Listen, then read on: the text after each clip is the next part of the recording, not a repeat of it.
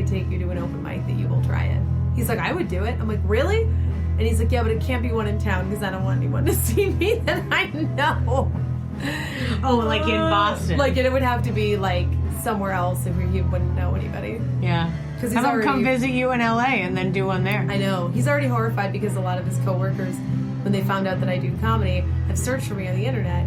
And so I've subsequently watched some of my sets and come in the next day, and they were like, your daughter says that you and your wife are sex-crazed party parents. and he's like, my boss won't look at me anymore. She gets freaked out. And I'm like, well, maybe you should keep it in your pants, Dad. I can't. I am merely a vessel. I'm just passing on the truth. I am not making up stories. Oh my God. Like my mom, I have a bit about my mom smuggling pot on the plane. And she's like, you need to stop telling that bit. I was like, you need to stop smuggling weed is what you need to do. I was like, this is what happens. I'm like, nothing is sacred in this family. But I kept talking about it. That's so funny. Oh man, she'll be fine. It's decriminalized in Massachusetts now, and it'll be legal in about a minute everywhere else. It really just should be. It's so stupid. It's like, it's so funny when they started talking like legitimately about Texas turning. I was like, well, that's it. This is the only place that I thought maybe wouldn't. Like I figured every other 49 other states, and they'd be like, Texas, I don't know. But when they said it immediately, I was like, oh shit, this is happening. I think the last one, if I had to guess. Oh, I say Oklahoma will be the last one. Maybe even Arkansas. Like one of those. You know what? I feel like it'd be a state, and I don't know if Oklahoma or Arkansas would be one of those states, but I feel like it would be a state where, like, perhaps the ground or the agriculture would not be able to support it, the specific style of growing it, so that they technically would have to farm out the purchase of it to have it in there, and it would still be some other state getting sort of the tax revenue, as it were. Yeah, Lord knows. Marlboro will take it up in a minute. We'll all have green cigarettes, like in the like at the end of Weeds. Spoiler alert: anyone who hasn't watched Weeds as a television show. Oh my God. I was like, what? Oh, sorry, it's ruined. Yeah, that gives away everything that happens. No, I think that. Well, they would just greenhouse it, wouldn't they? Most of it's in greenhouses anyway. Yeah, I guess so. I'm just thinking like whatever state would be the last one would be the one where they can't figure it out in a like, how do we make money off of it? Because it's so easy to make, like, oh yeah. Once the model of Colorado was out there where they were like, no, our tax revenue's way up, like we have all this extra money now, like we're good. Yeah. It's like, oh, okay, great. So we've learned that works out. I wonder if California would do better to take more taxes versus make it medicinal. Yeah. So then they could make a little bit of money off of it. It's at the end of the day, that's how they make all these decisions. It's not like they're ever thinking, what do people want or not want? They're like, can we as a state make money from doing this action? Yes, no. If it's no, then they're not going to do it. But if they can find a way to make the money, heck yeah, they'll do it. I just worry about the price of it getting crazy because you've seen what's happened. And the quality. Well, yeah. Well, you've seen what's happened with alcohol too. That it's like, in LA, a beer, unless it's happy hour, almost any place of beer is not less than like $7 or $8 for just a beer. Yeah, but New York and LA are kind of on par in the way that they're like the major cities of this country, so they're more expensive in that way. I heard San Francisco's killing everyone with how much everything costs all the time. People can't even afford to stay there anymore. Yeah, it's gonna go Detroit hardcore. Yeah, and that's the other thing too, is it's like we just hopefully all of us, every state, every city can, since we have the internet and are able to check each other out, can learn lessons from each other's mistakes. Like, ooh, wait, let's not do that. Look, this city in Wyoming did it. Failed the whole town. Like, okay, let's watch out. Yeah. Like, at least we can do those kinds of things. And I think Austin's very wary of becoming San Francisco. Yeah. Because it's getting expensive to live here and it's getting pretty intense. But it's still easygoing in the way. They still really highly respect art. Like, there are so many artists, like, charities and foundations and, like, places where, like, legit, I got an email right after we moved that there's this group that was giving like really cheap housing to artists. And I was like, but we are those people. Yeah. Like, my husband and I are those people. We don't have other jobs. Yeah. I do temp gigs, but that's mostly for the stories.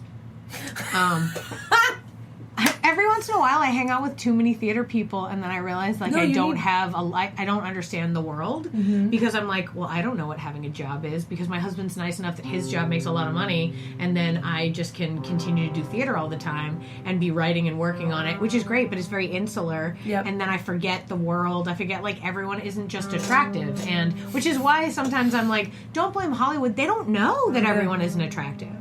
And they're like, oh, sure. And I was like, no, legitimately, they don't see them. Yeah. Like, they're not in front of them. They would cast him if an ugly guy swinged in that room. And that's usually why they do. Because they're like, look at him. He is interesting. You know what I mean? Oh, he's weird. But everybody else is, just attractive. Because, like, what was it? I was talking to somebody about how I hang out at my theater all the time at the New Movement. And it's like, yeah, everybody's very attractive. Like, they're theater people. They want to be on stage. They want people to look at them. They've worked on it. Mm-hmm. Like, I don't see unattractive people. So, like, being married and being in the crowd is always like, guys, could you just for a second look bad? I know. Just for a second. Like, chill out, man. It's like a bow tie every day. God damn it, you're adorable. Why? I am trying to stay married. Like...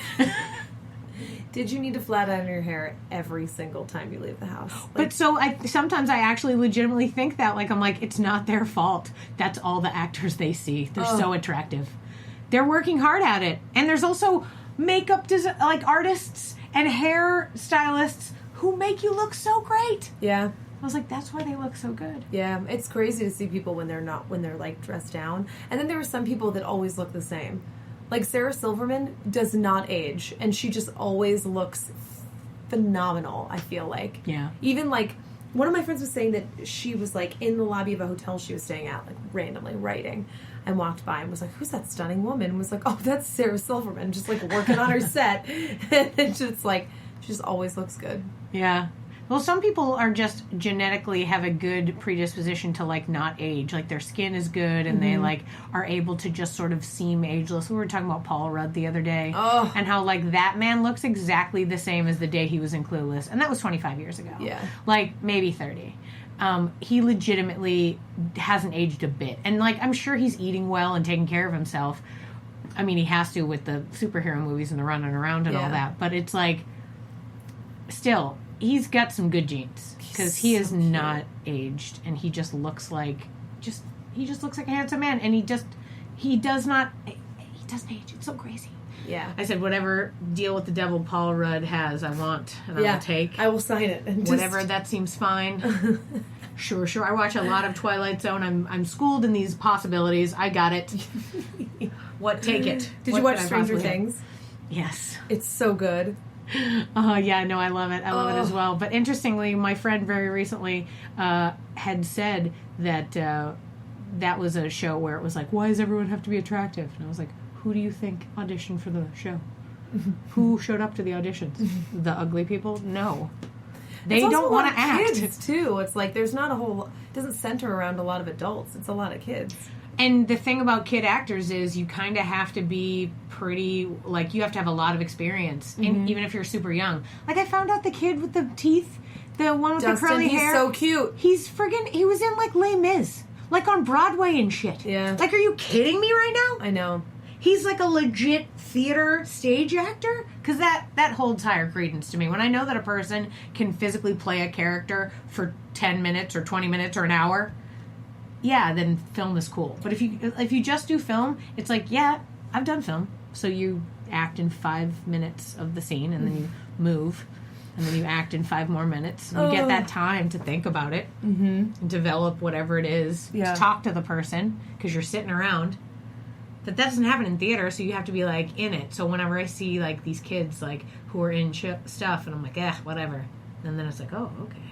Oh, I see what's up. Talk to me about your credits. I mean, but like that little girl, 11. She's so good. She's like, I was like, I want her to be in everything, be the next Natalie Portman. I said the same thing. Those are exactly literally like the her. exact words I used. I was like, she's the next Natalie Portman. Yeah. She'll be in all sorts of, because she's like, it's so serious, the kind of stuff that she's, and I have to constantly remind myself when I watch these shows, like, it's entirely possible that this child never sees any of the things that are like super horrifying that they're like showing happens. Like, she's just in a room going like, yeah. Like, they don't have to tell her what it's about. Yeah. You know what I mean? In the way that it's like, it's not fucking her up. Yeah. Hopefully. But it's like so serious and so dramatic, the kind of work that she had to put in. Mm-hmm. It's like, she is a child. Mm-hmm. Like, she was so good. And she didn't speak for friggin' 90% of the, spoiler alert, 90% of the thing. I swear, so many people haven't watched it yet, though. I was talking with my friends today. I'm like, how have you not seen that yet? It's so good. We watched it when it came out. Comeback. I mean, where has she been? It was shoplifting.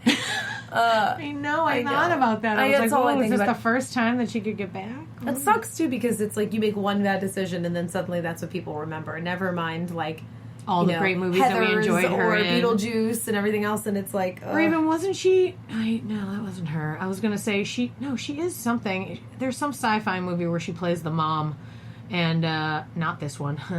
Is there another one where she's a mom? I think this was like her mom debut. Yeah.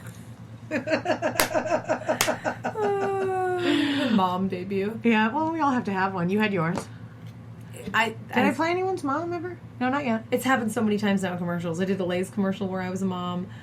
I'm just laughing now. I'm like, America wants to see me with a kid as much as my mother does. Have you ever had to work with a kid? I mean, on that commercial, yeah. Because they matched me to a kid, this little ginger kid. And it was so funny. Like, I knew I was going to get it because of that. Like, when we walked in the room together, the director was like, oh, I believe they're related. And I was like, and we're in the bag. I was like, this... It was so funny. But he was like, this is a non-union shoot. And he's a very sweet kid. Very rambunctious, though. And there's no, like, wrangler for the kid when it's non-union. So I'm the one that's, like, trying to get the kid not to, like... be an idiot on set, you know? Because he was young. He was maybe, like, 8, you know? His parents weren't there? His mom was there, but she can't be, like, you know, next to him when we're shooting. And so we're trying to, like, shoot stuff, and he would just kept, like, doing... We're supposed to be in a grocery store, so he's messing with stuff, and I'm like, don't touch that. No. Put your hands down by your sides. Pay attention. Don't talk. You know what I mean? I'm like... It's a good thing this isn't, like, a highly intense role right now where I need to, like, prepare and I don't have to, like, pop out every 2 seconds to yell at this kid. Yeah. But at the same time, I was like, oh, no, I'm in it. I'm yelling at a child right now. I was like, I am a mom right now. You provided them excellent B-roll in case they wanted to show the mom and son interacting. Yep. Too funny. You watch the commercial later and you're like, oh, I didn't know they were filming. That's me yelling at that kid for touching stuff. Don't touch that kid. Take some Lay's. Here you are. So nice to talk to you. Yeah. We can probably stop doing it now, and I appreciate it. Sure. Had a blast. Sweet Valerie Tosi, correct? Tosi. Like Valerie Tosi. All right, Valerie Tosi. She's one of our only guests that isn't from Austin, so I'm excited to have it. Happy to be here. All right, cool. Thanks. Yeah.